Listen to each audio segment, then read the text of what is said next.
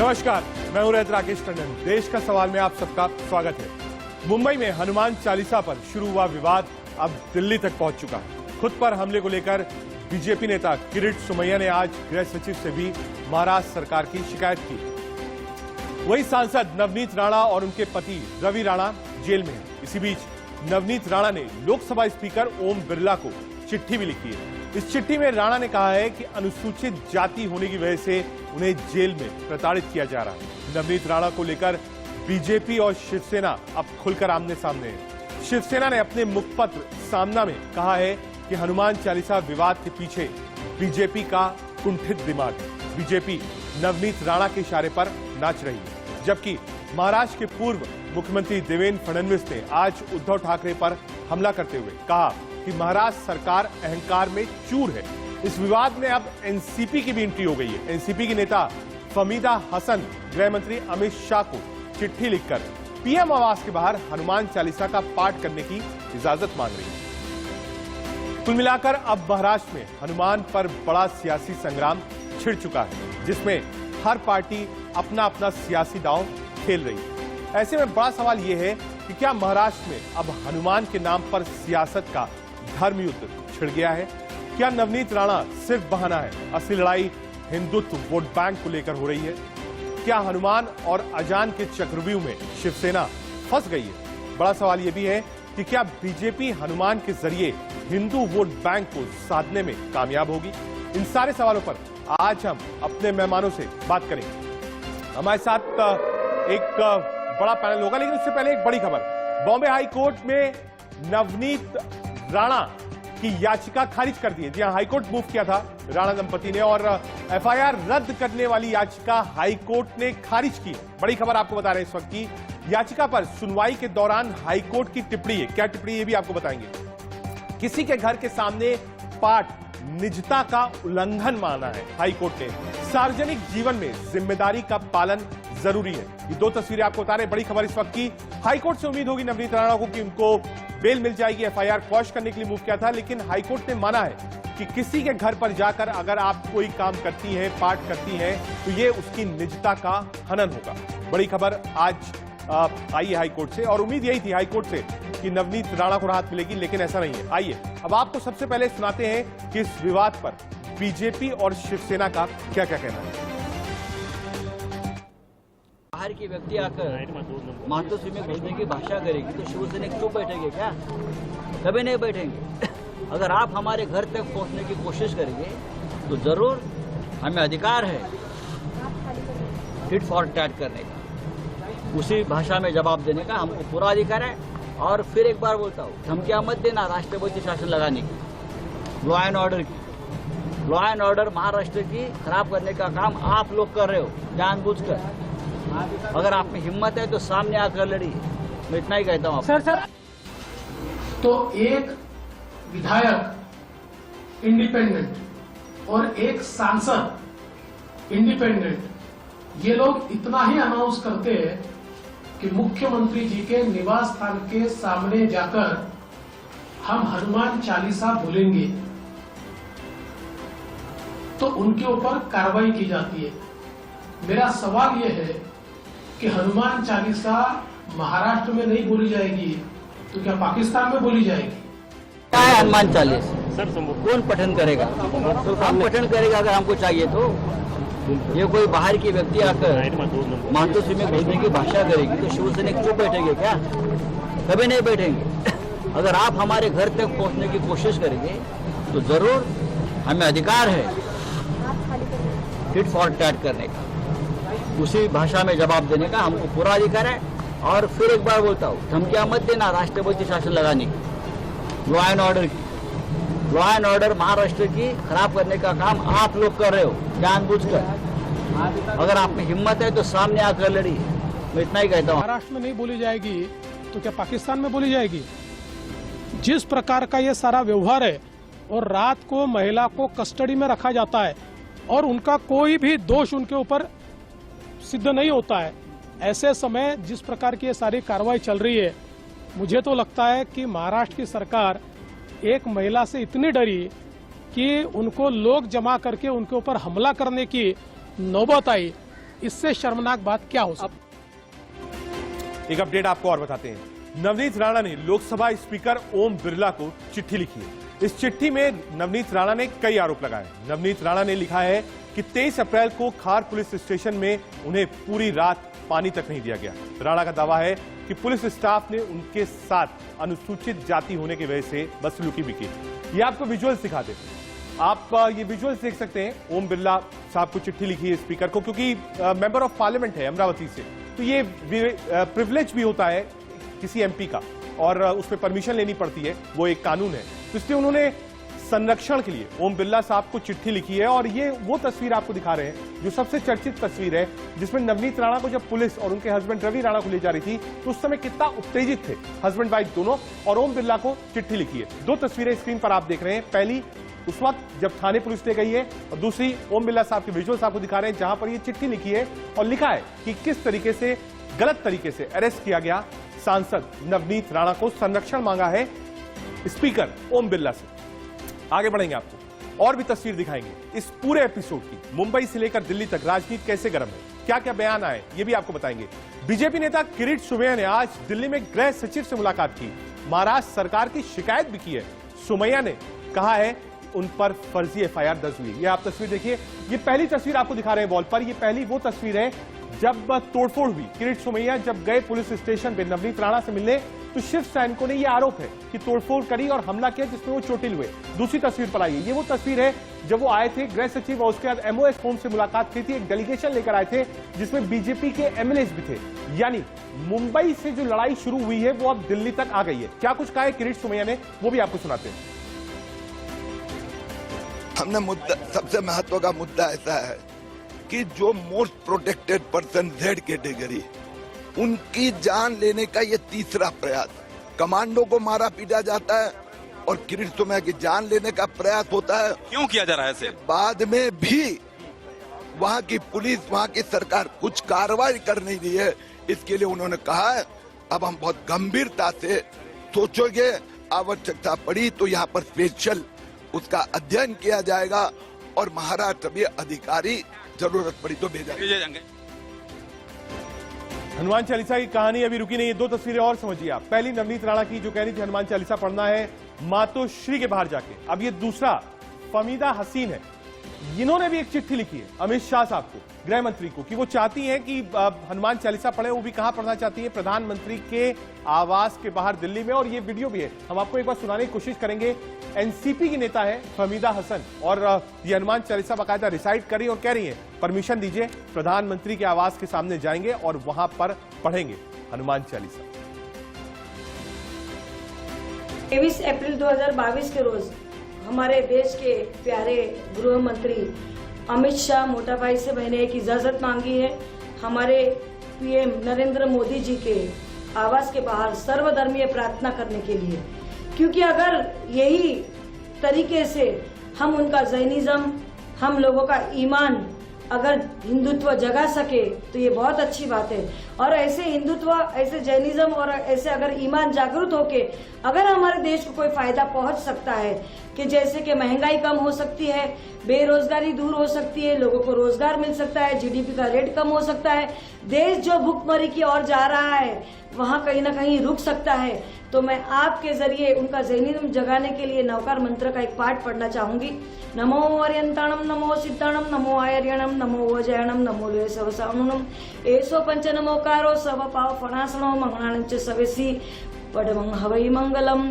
मैं आपसे यही विनती करना चाहूंगी कि आज उद्धव ठाकरे जी पहले एक संगठना के प्रमुख थे, अभी आज वो एक राज्य के प्रमुख है, तो उनको जो राज्य में जितने भी धर्म के लोग रहते उनको उसमें समाविष्ट करना पड़ता है। इसके लिए किसी का कोई हिंदुत्व मरता नहीं, किसी का कोई ईमान मरता नहीं है।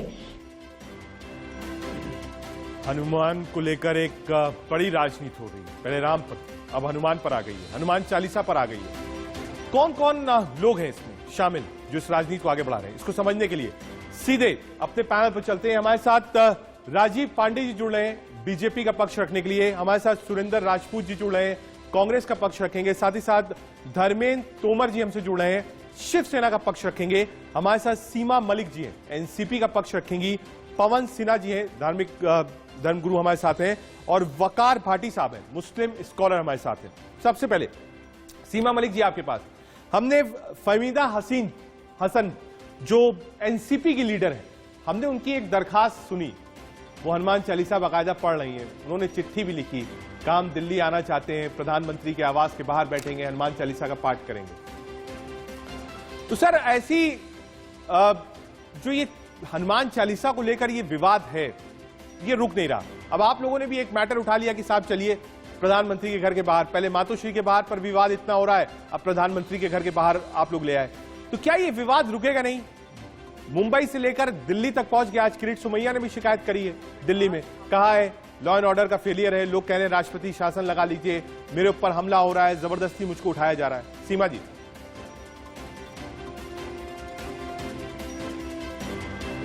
कोई विवाद बढ़ाने के उसमें नहीं है, और जिस तरह की बातें हुई हैं, देखिए आपके जो भी प्रोग्रेस हुई है इस केस में आपने सबने देखी है।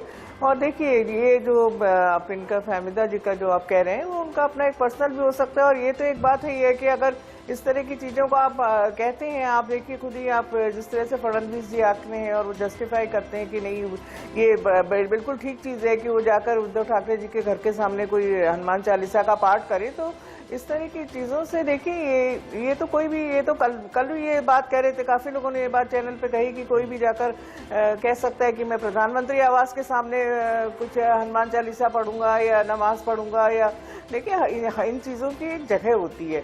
आप ये मतलब जैसे जो भी शुरू से हुआ है, जैसे एक चुनी हुई सांसद है नवनीत राणा जी, वो अगर जाके सामने सीमा जी एक चीज और है जो लगातार बीजेपी जिसको पुश कर रही है, सीमा जी एक चीज और है जिसको बीजेपी पुश कर रही है, बीजेपी कह रही है लॉ एंड ऑर्डर का मामला खराब है महाराष्ट्र में, राष्ट्रपति शासन क्यों नहीं लगा देते वहां? देखिए उनका तो पर्पज ही यही है, मुझे तो कोई आश्चर्य नहीं है कि वो ये कह रहे हैं, वो सिर्फ उन्होंने सब कुछ ये सब करा ही इसीलिए। और अब देखिए जो नवनीत राणा जी के भी इस बात के इन्वेस्टिगेशन हो रहे हैं कि कौन से लोग हैं जिन्होंने उनको उकसाया है करने के लिए, वो अकेले तो ये करने आ नहीं सकती, तो उनका तो पर्पज ये है बीजेपी का। जिस तरह से फडणवीस जी बोलते हैं वो बिल्कुल एकदम डेस्परेट लगते हैं कि आज ही वो सरकार गिरा देंगे वहाँ की, मतलब डेस्परेशन है बीजेपी में। हमारे साथ राजीव पांडे जी भी है बीजेपी का पक्ष रखने के लिए, एक बार राजीव जी को लाइए। बिल्कुल डेस्परेट है, इसीलिए राजीव जी डेस्परेशन है बीजेपी में, सरकार आप नहीं बना पाए, सीमा जी का आरोप। देखिए डेस्परेशन वाली कोई बात नहीं है, आज 3 पार्टियों की सरकार चल रही है और क्या परिस्थिति है वो आप देख रहे हैं कि जो गृह मंत्री जी है वो कई महीने से जेल में है, सुप्रीम कोर्ट तक बेल नहीं मिल रहा है। एक दूसरे हैं नवाब मलिक, वो भी जेल में है, वो पहले कह रहे थे कि हाथ वाथ दिखा रहे थे, मुट्ठी उट्ठी कर रहे थे, अब कई महीने से वो जेल में है। पुलिस कमिश्नर गायब थे और नहीं देखिए बीच में मत बोलिए, बीच में मत बोलिए ना, मैं बता रहा हूँ ना कि क्यों आप डेस्परेट है कि हम डेस्परेट है वो बताने के लिए ना। नहीं मैं क्या कह रहा हूँ, मेरी बात सुनिए, आप बीच में क्यों बोल रहे हैं? आप बोल रहे थे, मैंने बोला क्या एक बार भी? प्लीज मेरा ये कहना है कि डेस्परेशन किसका है आपको दिखेगा। पूरे महाराष्ट्र में बिजली नहीं, पानी नहीं, लेकिन 100 करोड़ की वसूली चल रही है, तीनों पार्टियों ने टैब खोल रखा है। मैं डेस्परेशन पे कह रहा हूँ। अब आता हूँ मैं आपके मुद्दे पर। मेरा ये कहना है कि सब लोगों में कम से कम एक बात अब आ रही है कि रोड पर के आप किसी के घर पे आगे हनुमान चालीसा नहीं पढ़िए। इसी तरीके से जो लाउड स्पीकर लगा करके और हर फ्राइडे को जो आप रोड ब्लॉक करते हैं, अब वो भी बंद करवा दीजिए। जो नॉइज पॉल्यूशन है उसको भी रुकवा दीजिए। कम से कम अब देश इस दिशा में चल रहा है जहां पर एक बात कम से कम होगी कि कोई भी आदमी रोड को ब्लॉक नहीं करे। जब रोड हनुमान चालीसा नहीं हो सकता तो कोई भी धार्मिक कार्यक्रम रोड पे ना हो। हर फ्राइडे को 2-2, 3-3 घंटे सभी सड़कों पर जाम लगता है, जाकर के मुंबई में आप देख लीजिए। अब जहां तक बात आई कि कोई व्यक्ति कहे कि मुझे हनुमान चालीसा पढ़ना है तो आप उस पर लगा दीजिए 153 है पहले, जबकि वो घर पे ही थे, वो तो आपके यहाँ आए भी नहीं। और इससे 2 समुदायों के बीच का मसला कहाँ है? उन्होंने तो किसी धर्म के बारे में तो कोई बात नहीं की। उन्होंने कहा कि हम हनुमान चालीसा मातोश्री के आगे बैठेंगे और पढ़ेंगे। अब तीसरी बात अगर उससे आगे हो, तीसरी बात जो उसके बाद waging war to the nation. अब बताइए कि नवनीत राणा का ये कहना कि मैं हनुमान चालीसा पढ़ूंगा, ये राजद्रोह का मसला कहां से हो जाता? तो देखिए तो फहमीदा हसीन, राजीव पांडे, जो मैडम हसीन जी कह रही हैं कि प्रधानमंत्री के घर के बाहर आकर हनुमान चालीसा पढ़ेंगे, उसको आप जायज मानते हैं? पहला। दूसरा, आप जो बात कर रहे हैं देखिए, मातोश्री वाली, देखिए। उसमें हाईकोर्ट का भी ऑब्जर्वेशन और जजमेंट दोनों आया है, निजता का हनन माना है उसको। हाईकोर्ट पर भी आप टिप्पणी करेंगे राजीव जी? देखिए नहीं, मैं एक बात आपको बताऊं। नहीं, मैं पहले किसी के एक भी बात घर और के बाहर बताइए, जाकर के जब कोई भी हाईकोर्ट ने कह दिया कि ये निजता का हनन है, तो अगर आप कहिए कि साहब मैं क्या नवनीत कह रहा हूं? राणा ठीक है, तो आप कहिए कि हाँ हाईकोर्ट गलत है। आप बोलिए हाईकोर्ट गलत है। नहीं, मैं एक बात आप नहीं सुनिए। पहले बात मैं एक बात आपको बता दूं कि मैं कौन होता हूं ये कहने के लिए कि हाईकोर्ट सही है कि गलत आप है। ही और कह मैं रहे सुप्रीम कोर्ट हैं ऑफ कि इंडिया साहब वहां स्टेट जाना होगा। चाहते हैं, मैं क्या पढ़ना कह रहा हूं? चाहते हैं, इसमें क्या गलत नहीं, है? नहीं, नहीं। तो हाईकोर्ट ने कहा है कि मैंने साहब क्या- ये निजता का हनन है, तो आप कहिए कि हाँ साहब मैंने निजता क्या का कहा हनन नहीं है। सुना नहीं, मैं क्या कह रहा हूं आपने सुना ही नहीं। मैं क्या कह रहा हूं, अगर कोई कहता है तो उस पर इस सेक्शन में कार्रवाई नहीं होगी। राजीव जी, आप आप नहीं और समझ हम रहे। क्या कहते हैं ये लेकिन माने नहीं वक्त रखता नहीं होगा। है, माने ये रखता है और हाईकोर्ट ने मैं- क्या कहा। सुरेंद्र राजपूत जी आइए, नहीं, हाईकोर्ट का बड़ा जो इस वक्त डिसीजन आया जिसमें बेल खारिज हुई है, हाईकोर्ट ने साफ कहा है कि निजता का हनन माना है कि अगर आप किसी घर पर जाके पाठ करें। सुरेंद्र राजपूत जी, देखिए क्या नाम रजत भाई, एक चीज बड़ी साफ साफ है, किस तरीके से भारतीय जनता पार्टी के नेताओं की बौखलाहट है वो अपने आप में साफ बता रही है। अब तो हाई कोर्ट ने भी बिल्कुल क्लियर कर दिया है कि आप क्या करना है और क्या करना चाहते हैं, आपकी एफआईआर क्वैश नहीं हो सकती। तीन बातें बड़ी महत्वपूर्ण है। हम सब सनातन धर्मी हैं, मैं भी, आप भी, राजीव पांडे भी, और डॉक्टर साहब भी बैठे हुए सिन्हा साहब यहाँ पर, और सीमा जी का मैं नहीं जानता, मैं देख नहीं पा रहा हूँ सीमा जी को।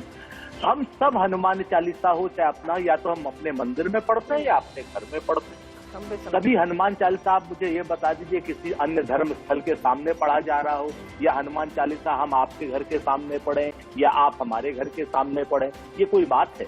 ये शुद्ध रूप से डिस्परेशन है भारतीय जनता पार्टी का। भारतीय जनता पार्टी की नीच और निर्लज्ज राजनीति का एक भोंडा प्रदर्शन है ये, कि वो लोग वहां सत्ता नहीं हासिल कर पाए, वो वहां की सत्ता अडानी और अंबानी को नहीं दे पाए, वहां की सत्ता वहां के बिजनेसमैन को नहीं दे पाए, वहां की सत्ता वहां के जनता के हाथ में है। तो इस वजह से लगातार एक के बाद एक ये लोग गलत तथ्य और आरोप लगाते जा रहे हैं। हनुमान चालीसा के नाम पे तो इतने बड़े धर्मगुरु बैठे हुए हैं यहाँ पर, पवन सिन्हा साहब, ये हमें बता दें कि ये जो हनुमान चालीसा का राजनीतिकरण और सड़क पर जो किसी के घर के सामने पढ़ने की बात है, क्या ये लोग पाप के भागी नहीं होंगे? क्या ये लोग श्राप के भागी नहीं होंगे? क्या ये लोग नरक के भागी नहीं होंगे या दंड के भागी नहीं होंगे? धर्म भी इनको दंड देगा और कानून भी इनको दंड देगा। धार्मिक रूप से भी ये दंड के भागी हैं और कानूनी रूप से भी दंड के भागी हैं। अभी फडणवीस ने कहा कि पाकिस्तान में हनुमान चालीसा, पाकिस्तान में जो हिंदू भाई हैं वो हनुमान चालीसा अपने घर में पढ़ते हैं। हिंदुस्तान में हमारे जो सर्वधर्म के लोग हैं, अमित शाह साहब जैन की मंत्रों का पाठ अपने घर में करते हैं और जैन मंदिरों में करते हैं जाकर के। हम सुरेंद्र राजपूत अपने मंदिरों में हनुमान चालीसा पढ़ते हैं, अपने घर में पढ़ते हैं। मुसलमान मस्जिद में या मजार पे अपना चीजें पढ़ता है जाकर के। की बातें जो भारतीय जनता पार्टी सिर्फ डिस्परेशन में कर रही है, इससे देश में सांप्रदायिक Rajiv Pandey, quick response. Desperation है सरकार में वापस आने के लिए, डेस्परेशन है राजीव भाई जिम्मेवार। मैं देखिए, सबसे पहले आपको मैं प्रैक्टिसिंग लॉयर हूं सुप्रीम कोर्ट ऑफ इंडिया का।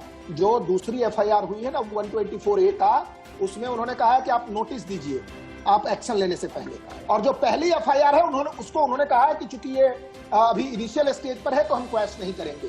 तो हाईकोर्ट ने ऐसा कुछ नहीं कहा है, या तो आपको समझ नहीं है तो उसके लिए मैं कुछ नहीं कर सकता।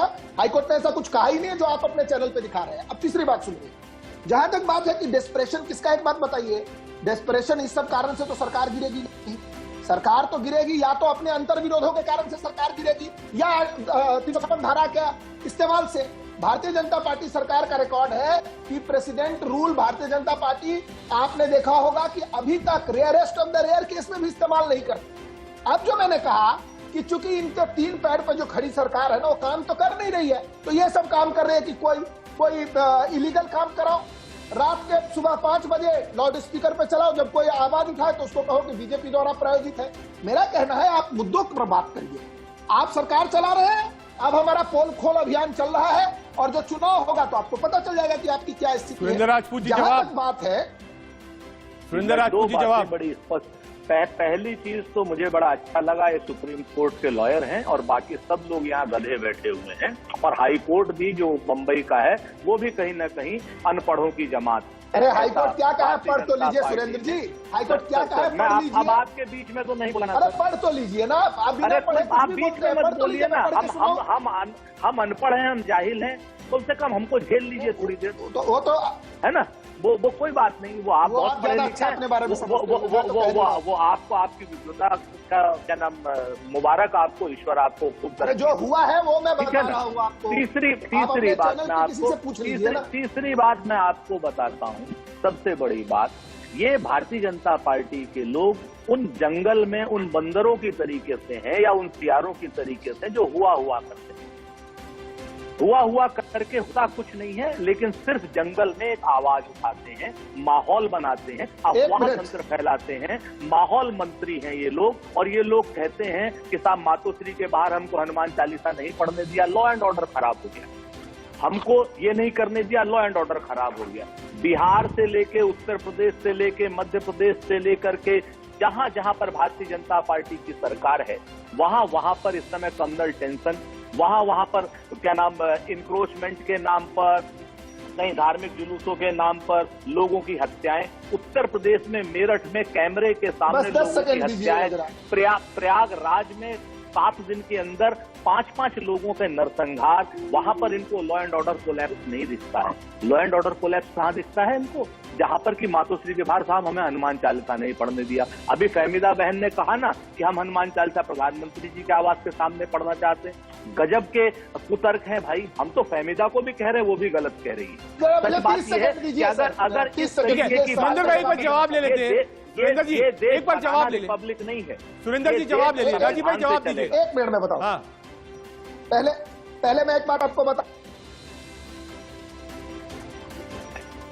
ठीक है, आऊंगा राजीव भाई, कुछ प्रॉब्लम है आपके पास। एक बार चलते हैं, हमारे साथ पवन सिन्हा सर भी हैं। पवन सर, क्योंकि जो लोग पार्टी आ रहा हूँ, राजीव भाई 1 मिनट दीजिएगा, राजीव भाई 1 मिनट दीजिएगा, आ रहा हूँ आपके पास। राजीव 30 सेकंड चलिए कंप्लीट करिए। देखिए भारतीय जनता पार्टी नवनीत राणा, मसला ये है कैसे भाजपा को रोक ले। नवनीत राणा जो कर रहे थे भारतीय जनता पार्टी को, इसका कोई समर्थन भारतीय जनता पार्टी ने नहीं किया कि जो उन्होंने कहा कि हम वहां जा रहे हैं। लेकिन उसके बाद जब एक सीनियर पार्लियामेंटेरियन जब थाने में जाते हैं, जो वाई क्लास का सिक्योरिटी है, तो पुलिस के सामने उनको पीटा जाता है, उन पर जानलेवा हमला किया जाता है।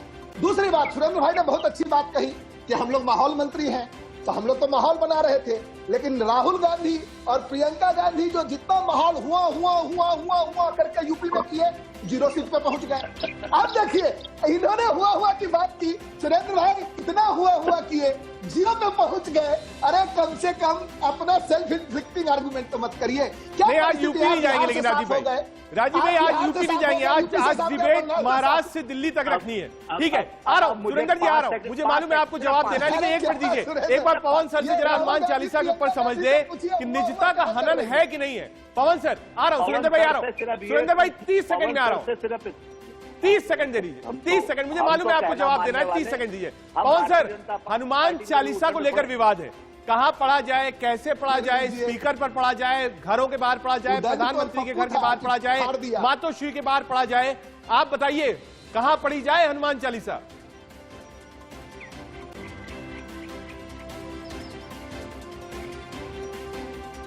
पवन सर एक बार अनम्यूट करिएगा आप। आपको सभी पैनलिस्ट को प्रणाम करते हुए 2-3 बात बहुत संक्षेप में रखूंगा। पहली चीज ये है, हनुमान चालीसा एक प्रतिक्रिया के रूप में सामने आई। हनुमान चालीसा कभी भी सड़कों पर नहीं पढ़ी जाती। कोई भी धार्मिक कार्यक्रम अनुष्ठान है वो मंदिर या मस्जिद में ही होता है, या गिरजाघर में होता है, गुरुद्वारे में होता है। हाँ, रैली जुलूस होती है, वो एक अलग बात। पवन सर सिर्फ 10 सेकंड के लिए रोकूंगा। पवन सर 10 सेकंड के लिए। राजीव भाई, पवन सर बैठे हैं, मैं एक बार पवन सर फिर से कहूंगा, राजीव भाई बहुत ध्यान से सुनिएगा, कहां कहां पढ़ी जाती है हनुमान चालीसा। पवन सर बताइए, फिर से बता दीजिए प्लीज एक बार। राजीव भाई सुन रहे हैं? हमने कब कहा कि रोड पे बना दो? आप रुक जाइए राजीव भाई, देखिए सुनिए, आपको पवन सर ने, सब लोगों ने सुना है, आप भी सुनिए। पवन सर बताइए। जी राजीव जी, मैं जो बात कह रहा हूँ वो बड़े स्पष्ट रूप से कह रहा हूँ कि कोई भी धार्मिक पाठ हो, चाहे वो नमाज के रूप में हो, चाहे वो हनुमान चालीसा के रूप में, वो पवित्र जगहों पर ही होना चाहिए। पवित्र जगहों पर वो नहीं होता है और इस्लाम में भी इस बात का जिक्र है और हिंदू रीति रिवाज भी इसी बात को मानते हैं। दूसरी बात जो मैं कह रहा था वो ये कह रहा था कि हनुमान चालीसा एक प्रतिक्रिया के रूप में सामने आई जब हरियाणा में रोड ब्लॉक होने लगी शुक्रवार के दिन, तो हनुमान चालीसा प्रतिक्रिया के रूप में आई। अच्छा तो तभी रहता कि तभी दोनों समुदाय के लोग मिल बैठकर बातचीत कर लेते तो इसका राजनीतिकरण नहीं होता और जहां पर एक और नमाज मस्जिदों में की जाती वहीं हनुमान चालीसा मंदिरों में किया जाता। तीसरी बात जो मैं कहना चाहूंगा, हनुमान चालीसा ये बात ठीक है कि हम सड़क पे ना पढ़ें, निजता का हनन होगा, माननीय हाईकोर्ट ने भी इस बात को कहा है, लेकिन इतना तो मैं भी कहना चाहूंगा कि ये 124A का केस तो नहीं बनता। इसमें सेडिशन कहां से आ गया, राजद्रोह कहां से आ गया, तो ये धाराएं लगाना ये थोड़ा सा ठीक नहीं है। मेरे ख्याल से काबिल वकील जो है वो सुप्रीम कोर्ट जाएंगे और उनसे दरखास्त करेंगे कि ऐसा ना करें। लेकिन कोई भी मजहब का जुलूस के इतर कोई भी कार्यक्रम पाठ आदि का हो तो वो अपने स्थान में ही हो तो भी अच्छा रहता है, पवित्रता देती। ठीक है राजीव भाई, आपने भी सुना। हमारे साथ वकार भाटी जी भी हैं, मुस्लिम स्कॉलर हैं। आपने मुझे आपसे पूछा नहीं राजीव भाई आ रहा हूं आपके पास, रुक जाइए, वकार भाटी के पास चले। वकार साहब, पवन सर कह रहे हैं कोई भी ऐसी चीज हो जो धर्म से रिलेटेड हो, चाहे वो अजान हो, चाहे वो नमाज हो, चाहे वो हनुमान चालीसा हो, वो जो उसका क्षेत्र बना हुआ है वहीं पर होना चाहिए। तो विवाद तो वहीं से शुरू हुआ कि आपने लाउड स्पीकर और डेसिमल पर काबू रखा नहीं कोर्ट वाले पर, वहां से ये विवाद शुरू हुआ है और पूरे देश में ये विवाद चल रहा है। भाटी साहब, पवन जी ने जो बात की है मैं बिल्कुल एग्री हूँ, लेकिन एक बात आप याद रखें हैं कि अगर आप आज़ान की बात करते हैं और चाहे आप गुरुद्वारों की बात करें, मंदिर की बात करें, तो हर जगह लाउड स्पीकर हैं। अब वक्त किसका वक्त कौन से टाइम है, कौन से टाइम वो अपना लाउड स्पीकर में, चाहे भजन हो, चाहे गुरुद्वारा में सिख जो इस तरीके से पाठ करते हैं, हर तरीके में अपने अपने टाइम के हिसाब से करते हैं। इसी तरीके से अजान के भी 5 टाइम हैं, तो 5 टाइम में 2-2 मिनट की अजान होती है और उसके बाद नमाज जो है, नमाज में लाउड स्पीकर का इस्तेमाल नहीं किया जाता। अब यहाँ लाउड स्पीकर का या अजान की राजनीति नहीं है, यहाँ राजनीति सिर्फ इस मसले पे है कि किस तरीके से के साथ मुसलमानों को विलन बनाए और हर एक पार्टी, हर जो भी सियासी पार्टी है वो ये चाहती है कि हम हिंदुओं की सबसे बड़ी पार्टी हैं, चाहे वो फिर कांग्रेस हो, आज के टाइम भाजपा हो, आज के साथ शिवसेना हो, राज ठाकरे जैसा एक गुंडा मवाली जो उत्तर प्रदेश के बिहार के लोगों को पीटता था, ठेले वालों को, सब्जी वालों को, ऑटो वालों को, आज वो भी हिंदुओं का बहुत बड़ा लीडर बनना चाहता है। तो हर एक हिंदुओं का लीडर बनना चाहता है, उसकी वजह से टारगेट किया जा रहा है मुसलमानों को। ठीक है, आप दिल्ली में मैं इस सब्जेक्ट पर आऊंगा क्योंकि 2 चीजें हैं, एक अजान के लाउड स्पीकर को लेकर विवाद है और दूसरा हनुमान चालीसा को पढ़ने को लेकर विवाद है। आप सब हमारे साथ रहिए, सिर्फ 30 सेकंड आप सुनूंगा। एक नजर इस वक्त की सुर्खी। हनुमान चालीसा पर जो विवाद शुरू हुआ है वो रुकने का नाम नहीं ले रहा। हमारे साथ एक बड़ा पैनल, सीधे अपने पैनल की तरफ चलते हैं और राजीव पांडे जी। राजीव भाई, आपने तर्क रखे हैं लेकिन एक स्टोरी जो बिल्कुल साफ दिख रही है, आप हो सकता है इस बात को ना माने, नवनीत राणा इंडिपेंडेंट थी, रवि राणा इंडिपेंडेंट थे और इंडिपेंडेंट ये लड़ाई लड़ रहे थे, बीजेपी बीच में क्यों कूदी? मैं पहले कहना चाहता हूं, जो सिन्हा साहब कह रहे थे मैं इससे एकदम सहमत हूं। लाउड स्पीकर कहीं नहीं होना चाहिए और सड़क पर किसी भी धर्म के लोगों को कोई भी धार्मिक आयोजन में जाकर के लोगों को डिस्टर्ब करने का अधिकार नहीं। मैं इससे बिल्कुल सहमत हूं। अब मेरी बात सुनिए, आपने कहा कि नवनीत राणा, अरे रुको यार, बीजेपी से सवाल है। एक मिनट वकार भाई आ रहा हूं, वकार भाटी जी आ रहा हूं आपके पास। एक मिनट राजीव भाई, आप अपनी बात पूरी करिए। मेरा ये कहना है, सुप्रीम कोर्ट का 2005 का जजमेंट है, सुप्रीम कोर्ट का 2005 का जजमेंट है। ये क्या है यार, मेरी बात सुनिए, आप बात कहिए राजीव भाई, आप बात पूरी करिए। है सुप्रीम कोर्ट 2005 का जजमेंट है। कितने प्रदेशों में, मुंबई जैसे शहर जहां पर 24 घंटा लोग काम करते हैं, केवल 4 घंटे 5 घंटे की नींद की बात होती है, वहां पर क्या स्थिति है? क्या सुप्रीम कोर्ट के जजमेंट को लागू किया गया? यही बात बीजेपी ने उठाई, बाद में राज साहब ठाकरे ने भी उठाया। मेरा यह कहना है कानून का राज चलेगा और ये रोड पर, मैंने पहले कहा, भारतीय जनता पार्टी नवनीत राणा के इस काम के समर्थन में कोई नहीं उतरी है, उनका अपना पर्सनल काम है। अब आती है बात कि आपने उनको समर्थन क्यों दिया, इसका मैं पीछे बताता हूं। कोई भी व्यक्ति, किसी भी व्यक्ति का जो हनन है, जो हाईकोर्ट ने कहा है 124A वाले केस पे तो कहा है कि आप एक्शन लेने से पहले नोटिस दो, यानी उस केस में आप कुछ नहीं कर सकते। अब आई बात 153A की, सरकार ने एक्शन लिया है, वो अपनी लड़ाई लड़ेंगे। आ रहा हूं वकार भाई, आ रहा हूं, एक मिनट दीजिएगा। राजद्रोह का मुकदमा कर दीजिए। इस पर सरकार ने कहा है कि सरकार के खिलाफ कुछ बोलोगे तो पहले 153A का मुकदमा इस होगा। पक्ष में मैं आगे आऊंगा कि राजद्रोह का मुकदमा कहां तक जाए। निजता का हनन आप भी मानते हैं, मैं भी मानता हूं, कोर्ट नहीं माना है, लेकिन राजद्रोह का मुकदमा कैसे हुआ इस पर बातचीत करेंगे। हाँ भाटी साहब कुछ कहना चाह रहे हैं, पूरी करिए अपनी बात। जी, मैं इन सबसे पूछना चाहता हूँ, खासकर बीजेपी के जो राजीव जी हैं इनसे पूछना चाहता हूँ। जैसे मुझे रजत भाई हमारा समय नहीं दे रहे हैं। आ रहा हूँ सुरेंद्र भाई, आ रहा हूँ, सिर्फ एक मिनट रुक जाइए, आ रहा हूँ। आपने तो 30 सेकंड कहा था।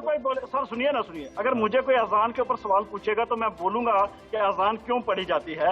मैं राजीव जी से यह कहना चाहता हूं कि हनुमान चालीसा क्यों पढ़ी जाती है, इसका ट्रांसलेट हिंदी में करें थोड़ा सा। मैं देखना चाहता हूं कितने हिंदू भक्त हैं, कितने हनुमान के बड़े भक्त हैं ना, हनुमान के ऊपर पूरे भारत में आग लगा रहे हैं। तो थोड़ा सा हनुमान जो इसके ऊपर हनुमान की जो, देखो ऐसा है ना, मैं तुम्हारे यहाँ टेस्ट देने के लिए नहीं आया हूँ। मेरी बात सुनो, मैंने ये कहा है कि ना मैं हनुमान चालीसा का भी समर्थन नहीं कर रहा हूँ हॉस्पिटल से। ट्रांसलेट करिए ना, आदमी है, करिए ना, हनुमान चालीसा ट्रांसलेट करिए। अरे मेरे हिंदू भाई ट्रांसलेट करिए ना, अरे मेरे प्यारे हिंदू भाई ऐसा है, यहाँ मैं कोई टेस्ट देने के लिए नहीं बैठा हूँ। राजीव भाई मैं बिल्कुल, देखिए मैं इसमें कहीं बीच में नहीं हूँ, ये आपका प्रेरोगेटिव है। वकार भाटी ने एक सवाल उठाया है, आप चाहिए तो रिफ्यूज कर सकते हैं, मैं कहीं बीच में नहीं हूँ। आप मना कर दीजिए कि ये सवाल का जवाब मैं नहीं दूंगा, ट्रांसलेट मैं नहीं करूंगा, मैं आगे बढ़ जाऊंगा। किस चीज में ट्रांसलेट करूं, किस चीज में ट्रांसलेट करूं? हिंदी में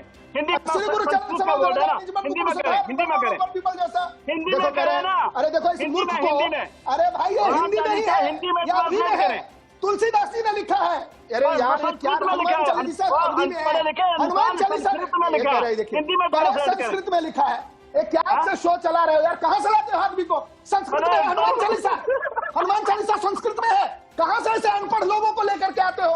करे हनुमान चालीसा संस्कृत में है। अरे भेज देता हूँ, मैं कह रहा हूँ गुरु चरण निज मन मुकुर सुधार, अजान का मतलब होता है नमाज का टाइम हो गया। आप बताएं क्यों पढ़ी जाती है? बुद्धहीन तनु जानी के सुमरौ पवन बताइए,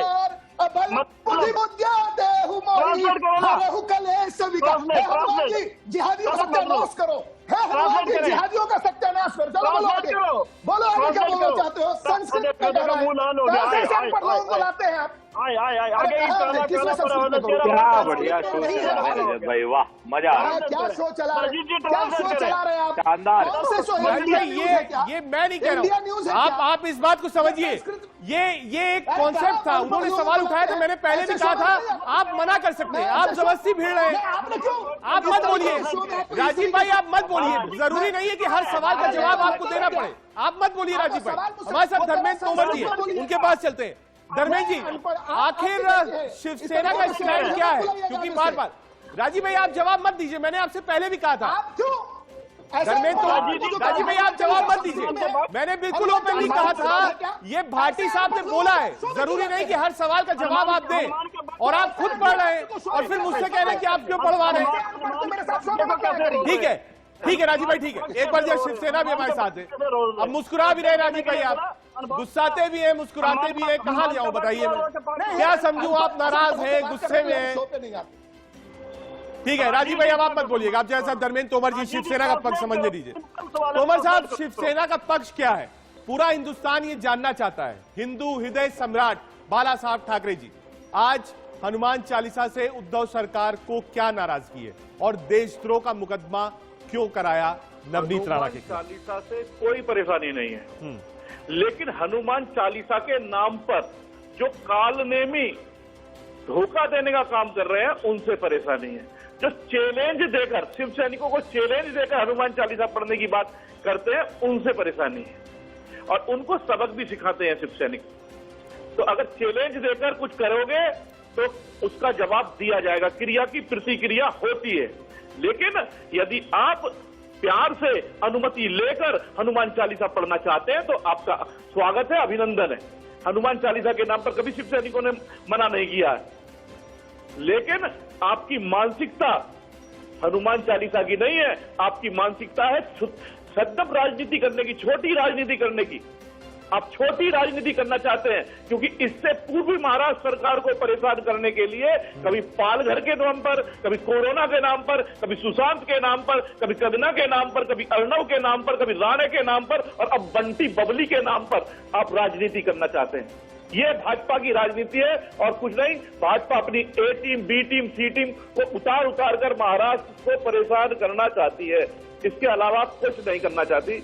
अगर ध्वनि प्रदूषण को लेकर कोई सुप्रीम कोर्ट का आदेश, इस पर तोमर साहब एक चीज और, तोमर जी केंद्र सरकार ठीक है, ये राजनीतिक बात होगी, ठीक है, आ रहा हूं। सुरेंद्र राजपूत जी आपके पास भी आ रहा हूं। एक बड़ी खबर आ रही है, मुंबई के पूर्व मेयर विश्वनाथ माहेश्वर गिरफ्तार हुए हैं। किरीट सोमैया पर हमले मामले में हुई है ये गिरफ्तारी। सोमैया पर नवनीत राणा से मुलाकात के बाद हुआ था हमला। बड़ी खबर आपको बता रहे हैं। सीधे चलते एक बार फिर से अपने गेस्ट के पास और समझते हैं कि आखिर शिवसेना को किन किन चीजों पर आपत्ति है।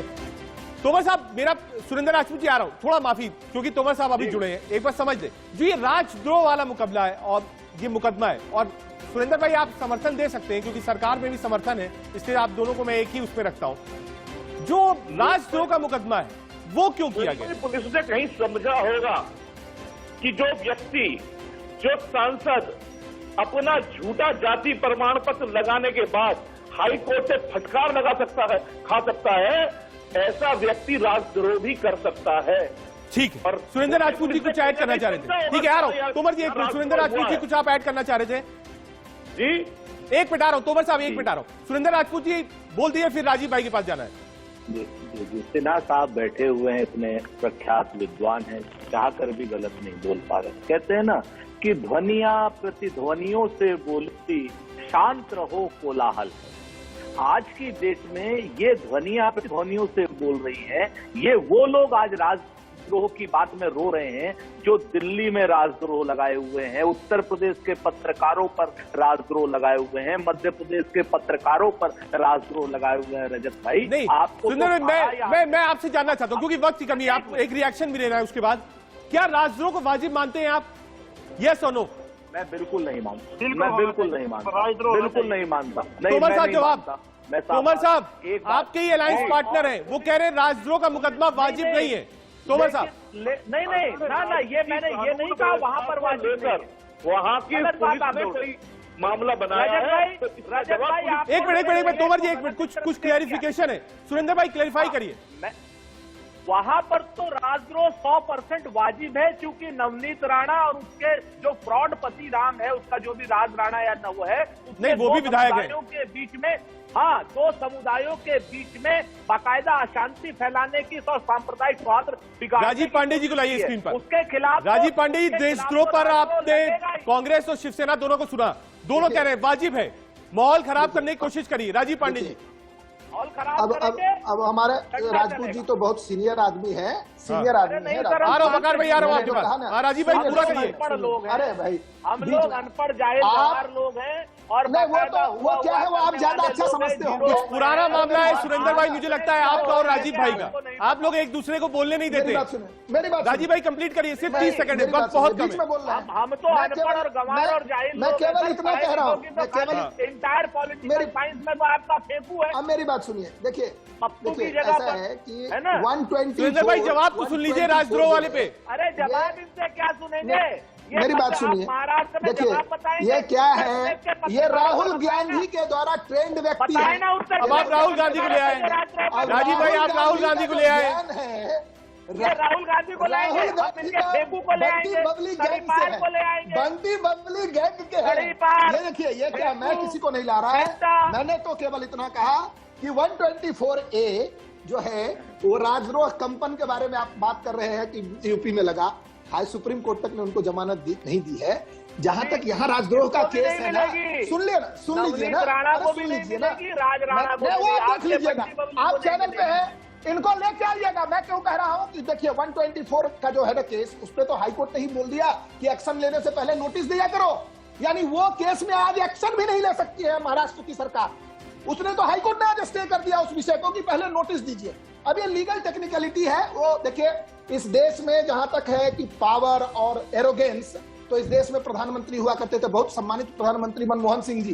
कहां ले गए राजीव भाई, कहां महाराष्ट्र की बात हो रही थी, मनमोहन सिंह की सरकार ले गए, आप कहां बहका रहे हैं हम लोग को?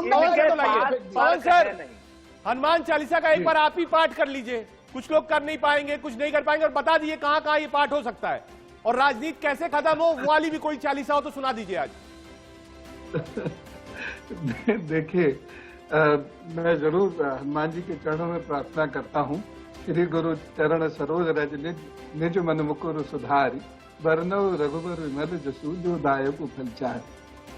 तो हम अपने गुरु महाराज के चरणों की धूली से अपने मन के दर्पण को पवित्र करते हैं और रघुवीर के निर्मल यश का वर्णन करते हैं, जो चारों फल अर्थात धर्म मोक्ष काम अर्थ को देने वाले हैं।